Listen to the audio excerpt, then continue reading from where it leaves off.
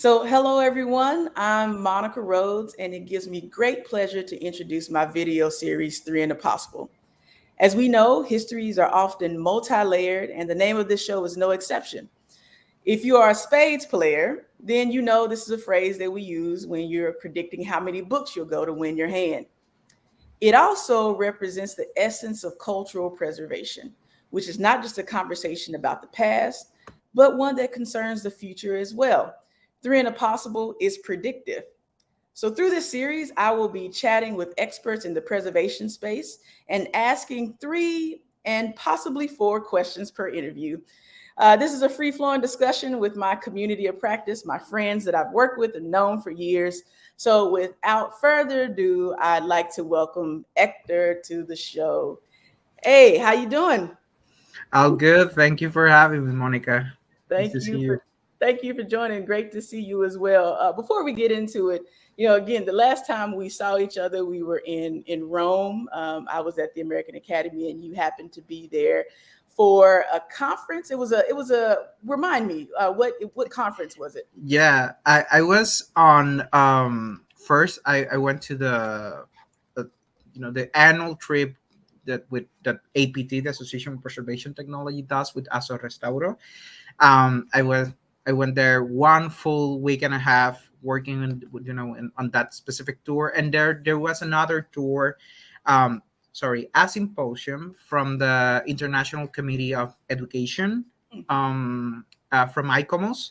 So it was in Venice 1 week away, so I decided, hey, I should stay, there from APT. Then I went to the ICOMOS symposium, and it was definitely great. And yeah, I visited Rome on that time. Yeah. Yeah, great, great. And for those who already know, since we are all preservationists at this point, you remember ICOMOS is the International Council on Monuments and Sites. So just Mhm. wanted to give you all that context. So Hector, what is the most exciting thing about the work that you do? I know we went to school together at Penn. Well, I graduated a few years before, but I know your area is conservation. So can you tell us a little about that and tell us the work that you're leading in Puerto Rico?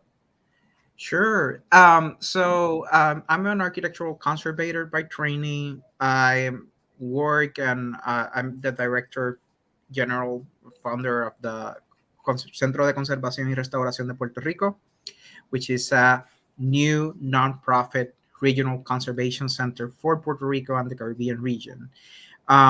Basically, my role is has been to develop the center and setting up its programs, setting up its projects, and basically working on some interesting preservation projects also. So I have that sneak peek of everything that I work on. In terms of my work, I have the chance to work not only with private owners of historic properties, but also with cultural institutions, with museums, archives, libraries. And I'm not, was not trained in collections background, but I have to also learn, and I'm working also with different stakeholders of heritage collections. So my work is between the two worlds, I will say, from the historic preservation and built heritage sector, but also supporting and working with people that hold collections from museums, archives, and libraries.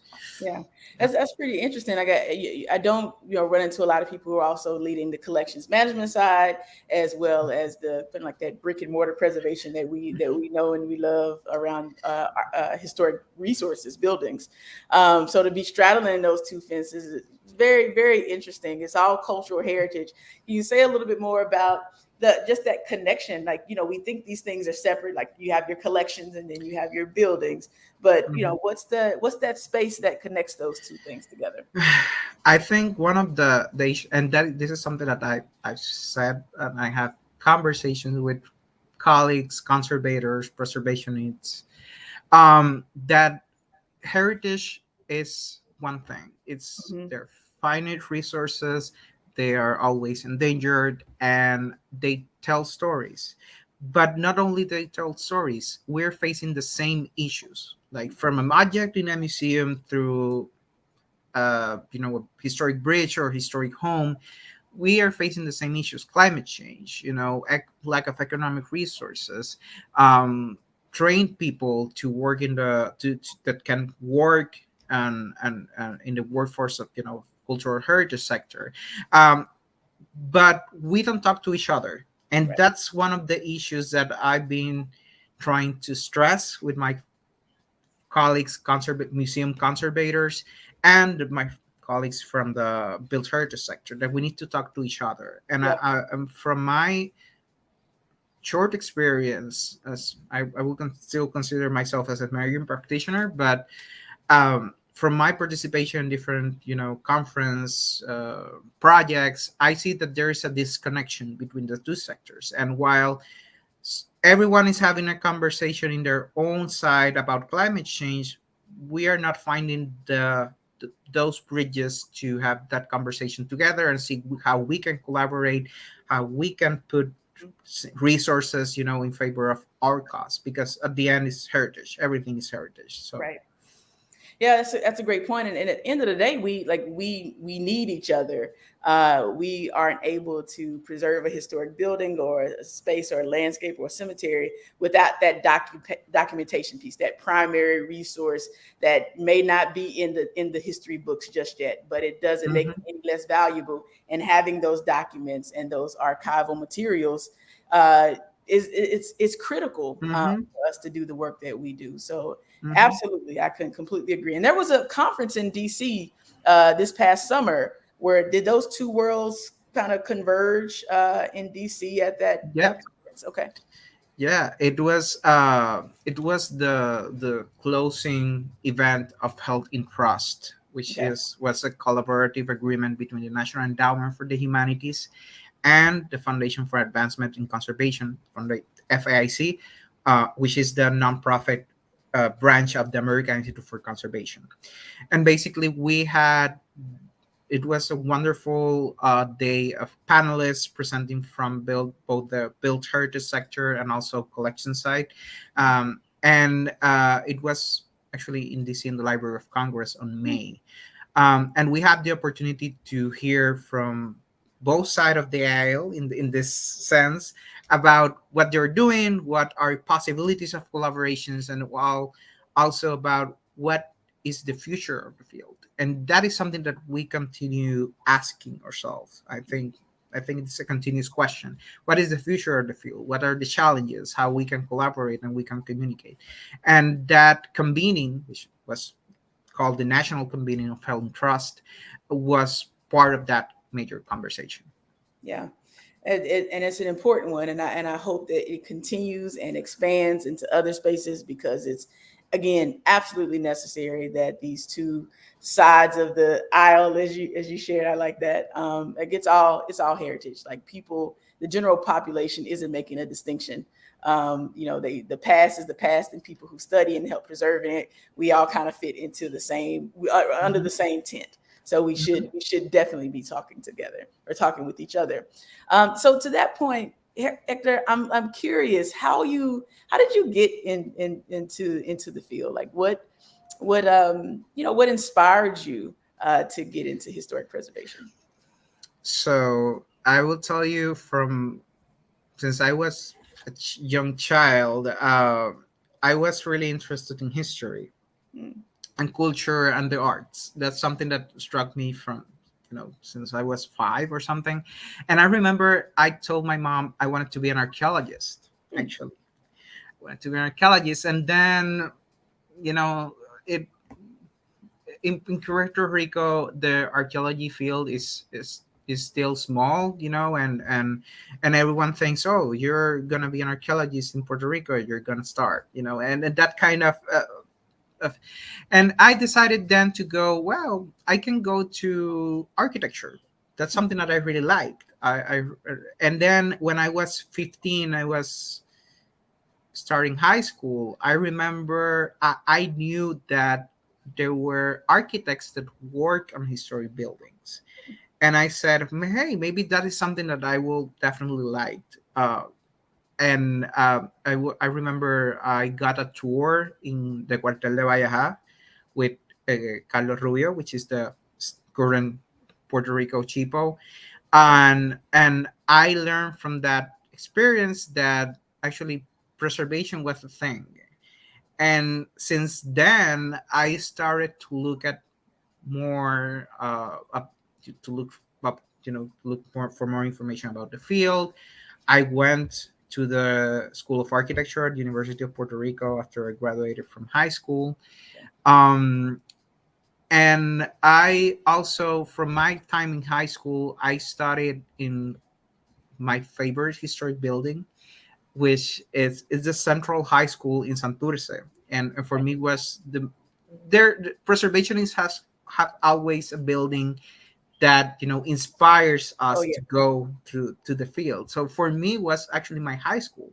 It's Hmm. a Spanish revival building built in the 1925, and is the biggest school building built in Puerto Rico.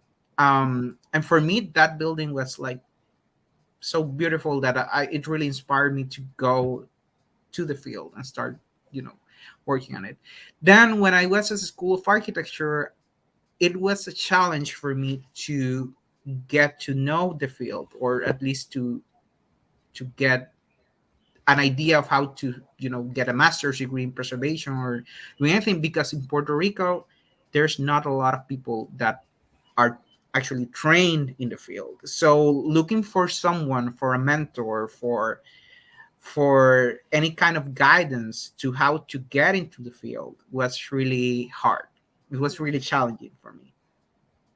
Fortunately, um, I found people outside of the university who had a little bit more experience, and have a background in preservation, and they've helped me to, you know, just think about specific programs, and then I applied to Penn.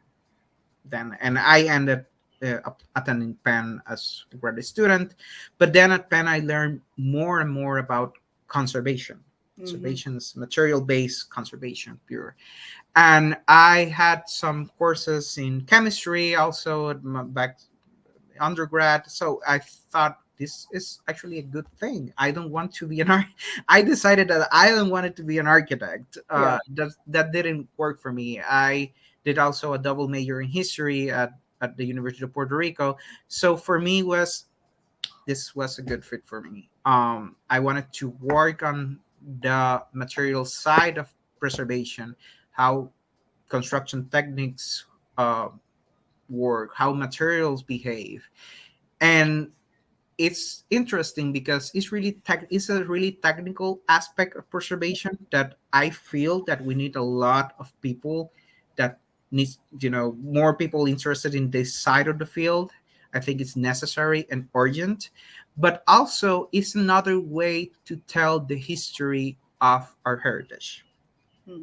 looking at things in a microscope, looking understanding how things were assembled in a historic building tells stories about our past also. Yeah. And I think that's the way I see the work that I do as an architectural conservator.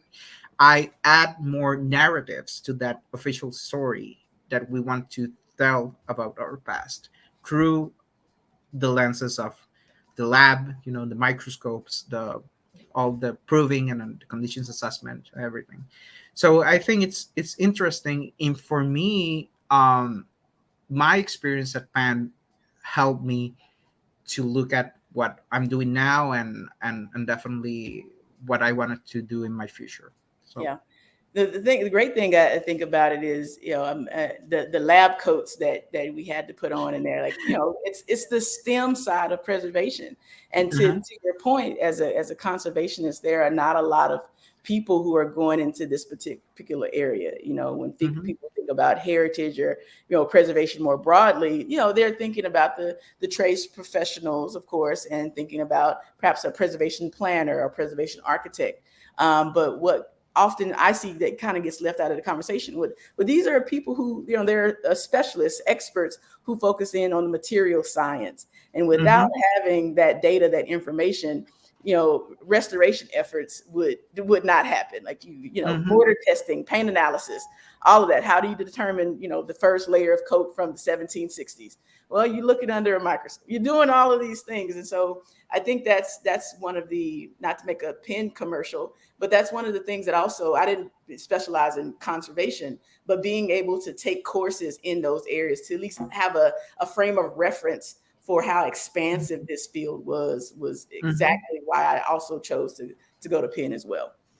Yeah, and I think it's so important the work that conservators do, in any specialty, because I'm an architectural conservator, but we have paintings Yeah. conservators, photograph, paper, so we have the bunch of specialties, and it's really necessary not only for the any kind of restoration or preservation effort, but also the data we get from those analysis and that work is fundamental to interpret, for interpretation of our history and our heritage.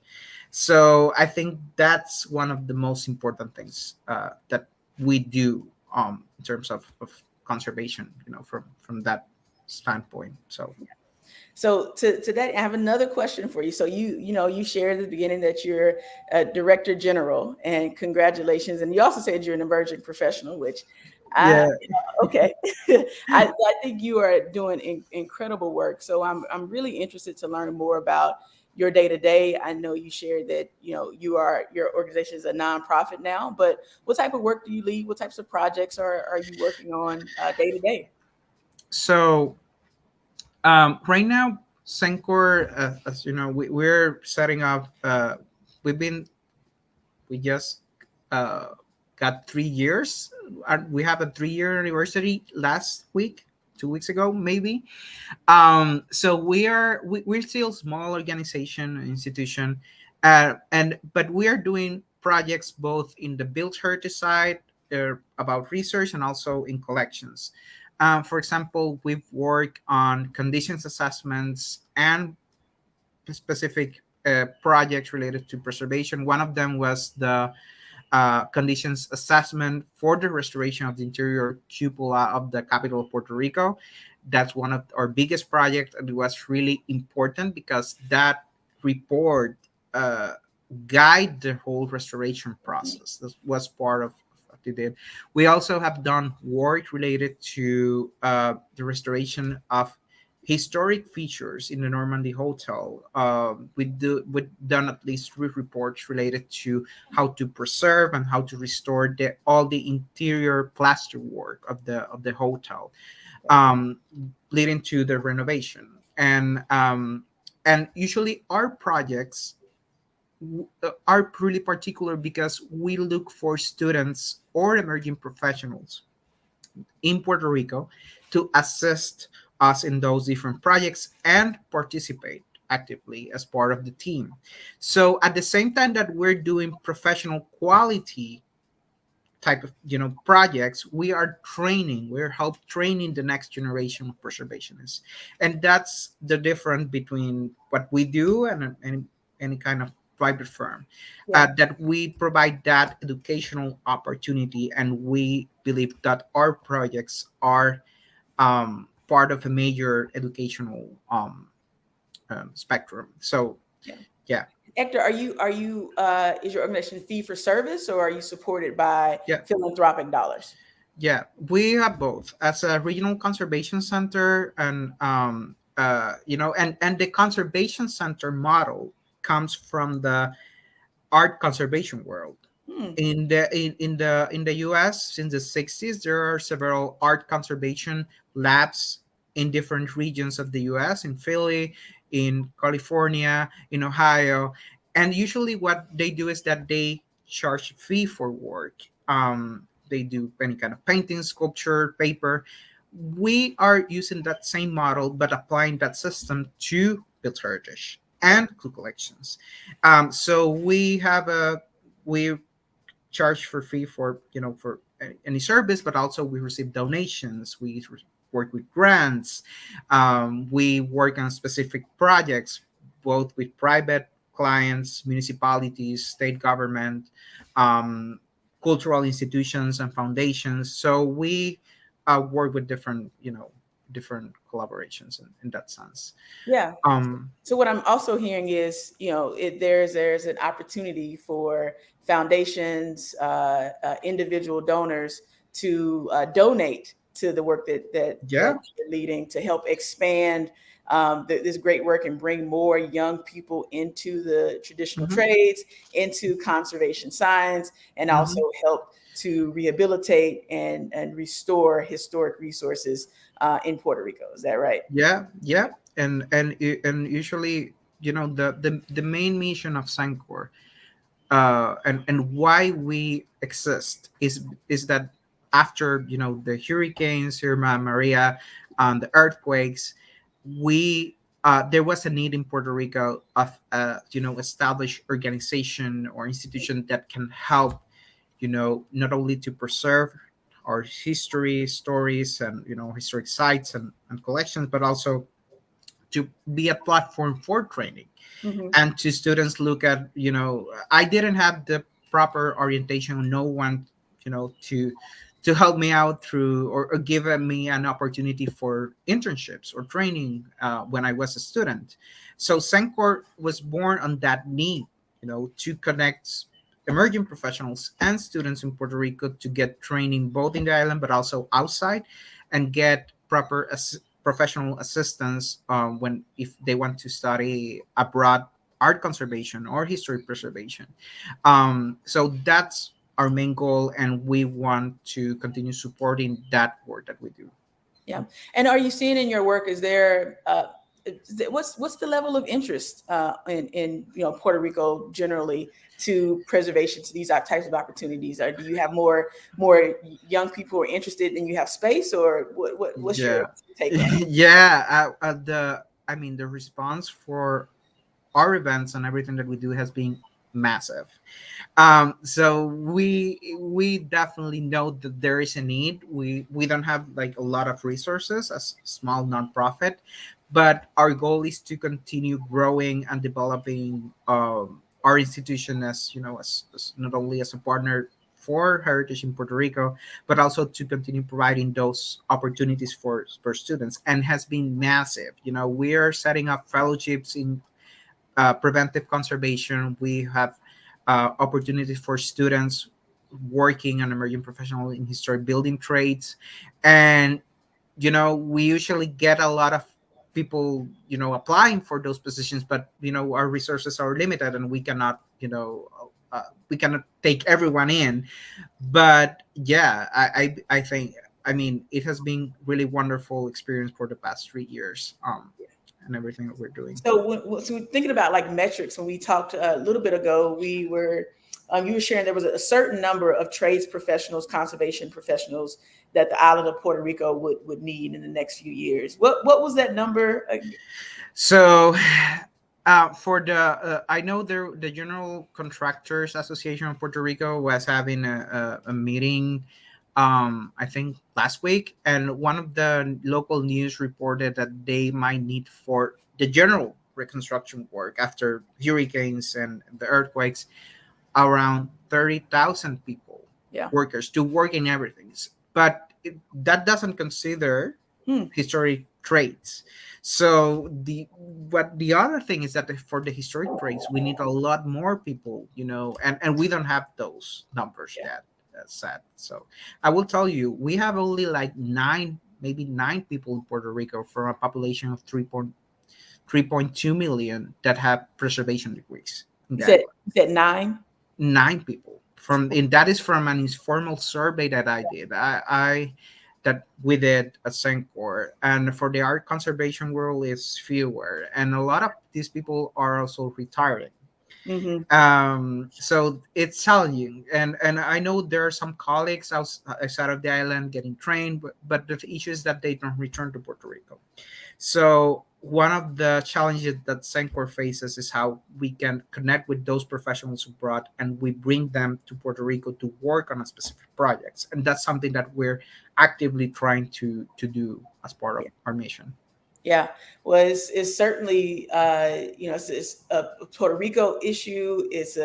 It's an international issue, that there are the amount of trades trained professionals who are coming into the field is not meeting the demand. There's this gap here that exists, and I really applaud your leadership for helping to close some of this, because if we are not intentional about closing that gap, in 15, 20 years, we're just going to have these iconic structures crumbling because we don't have, and we didn't make the investment in young people learning the skills that they need to maintain these historic buildings. So, great point. And yeah, and I will say also there is a gap on education in terms of, for example, when I was an undergrad, there was no preservation programs in Puerto Rico. So definitely I needed to go abroad to study.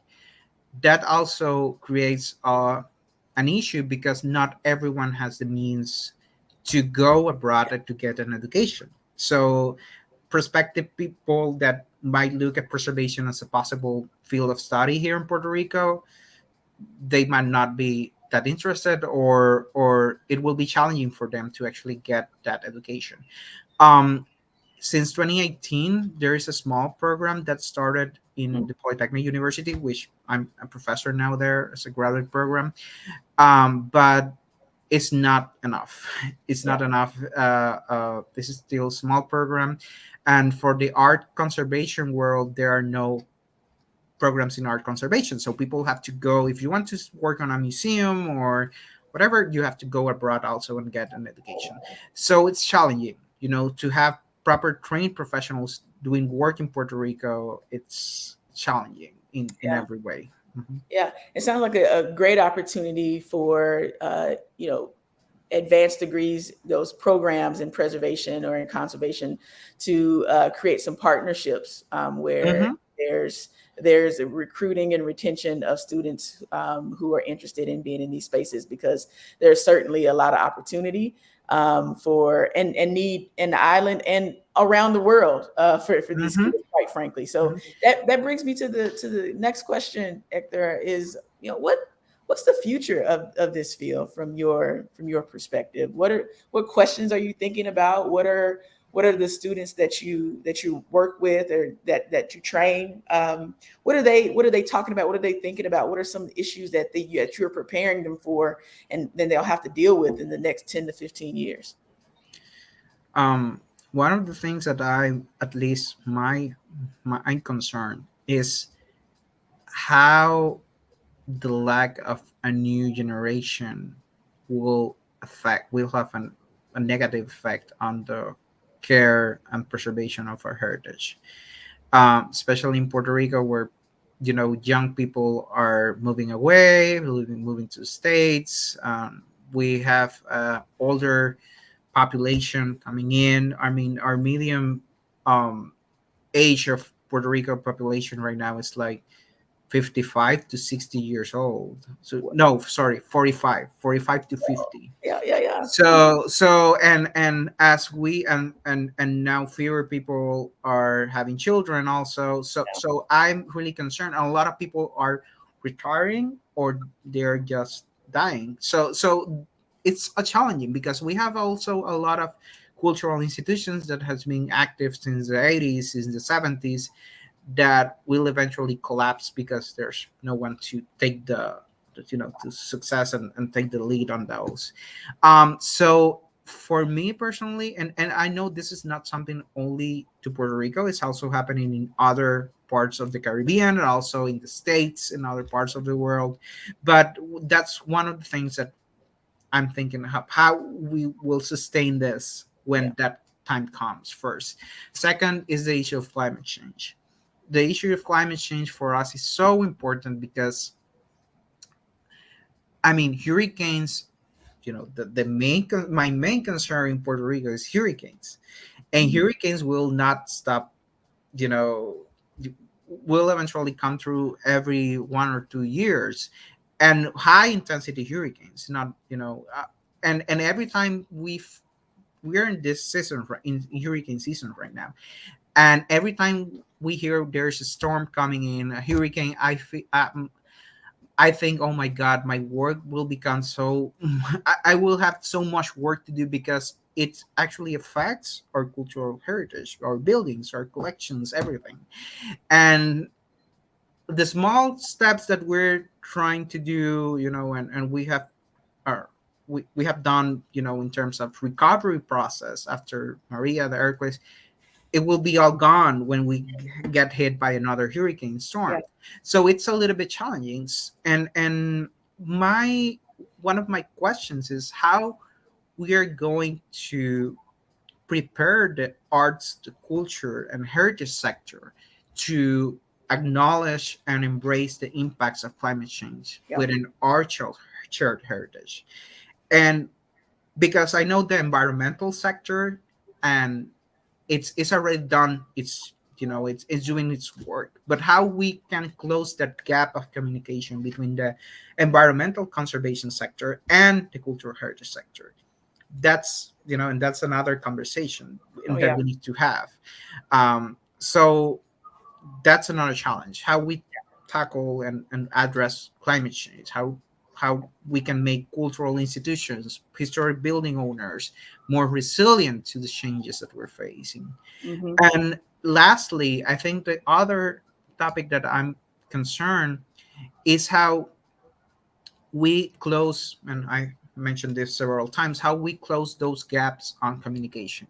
Mm. I envision a heritage sector that is thriving, but also that can be that can have a lot of solidarity between everyone involved, not Hmm. only the museums, but also the Built Heritage sector, but also other people that shared our concerns, which is the environmentalists and people that deal with nature conservation. Both the heritage and nature are finite resources.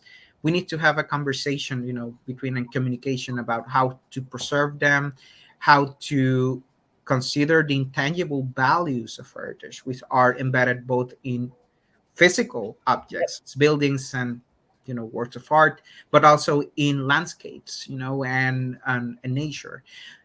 So that closing that gap in communication for me is essential for to collaborate and Yep. to continue promoting new ways of allocating resources to to tackle the challenge that we're facing in the Yeah, 'cause at the future. core of it, it comes down to sustainability, whether it's organizational and, being thoughtful about the next 20, 30, 50 years of an organizational life cycle, whether Mhm. it's thinking about cultural heritage and how do we sustain that over time as climate change picks up and these storms become more powerful. The thing that I am also thinking through is the funding that's necessary that you don't have to go out and get every time something happens, but it's preparing because we know these things are coming, like the future that we Mhm. that we thought about when we were younger, that we heard about on TV, that future is now. And in some ways it doesn't seem like the mechanisms have caught up to, we don't have to build the plane every time we have another incident, and every time there's another Mhm. disaster. We can prepare in advance because we know this is our world. And in a lot, and that's a political discussion, but Yeah, that to the it point, is. preservation is also political. It's like, it's getting these dollars and getting the support of politicians to understand the importance that these cultural institutions, these places, these historic resources are invaluable. Not that they just have value, because we know that, but they are invaluable resources that if they're lost, it says something about, what the value that a politician places in heritage, in the Yeah, lifeblood of a community, a city, of a yeah, state, of a nation. So yeah. I totally agree. And also, I think about communication not only about sharing experiences, but also sharing knowledge. yeah. For example, when I was at the national convening last May on the Library of Congress, I mentioned something that everyone like agreed with me. I saw the public, especially with the museum sector. I told them, hey, the preservation sector has been really successful on making the case of the importance of our heritage to the public. Mhm. to non-traditional, arts and culture public, to everyone. Yeah. We need to you need to learn how to do that, also for the collection side, and how it is, because at the end, heritage is part of economic development. Mhm. Without heritage, there is no tourism.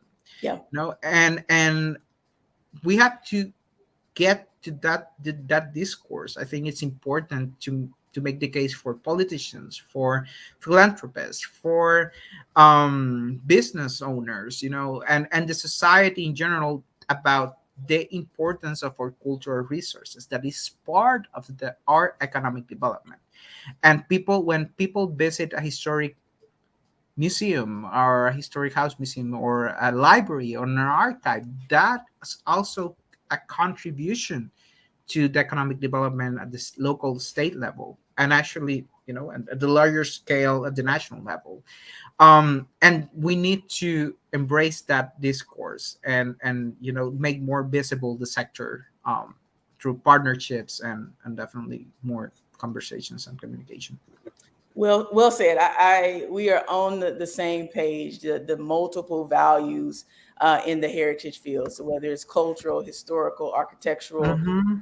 just aesthetically beautiful, economic, environmental. Like you can just kind of tick these things down. And I think in our field, like we sit in a really good space because you hit the nail on the head. Communicating these values out and sharing lessons learned is what it's about. Because we know time moves quickly, and if we're not thoughtful about how we preserve these values of what we've learned and where resources have gone, then we're starting over every single time, every few years, where the Mm-hmm. loop starts again. And so for us to move this needle, we need to communicate that out. And Hector, well said. So I am out of questions, good sir.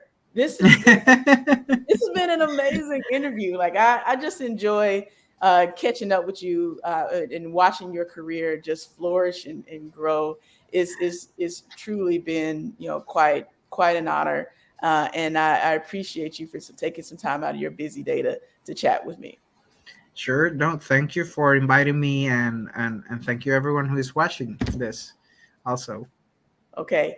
All right. So for those still tuned in, make sure to check back next week, Tuesday at 11 o'clock. We'll have another special guest, and stay tuned for that announcement coming out really soon.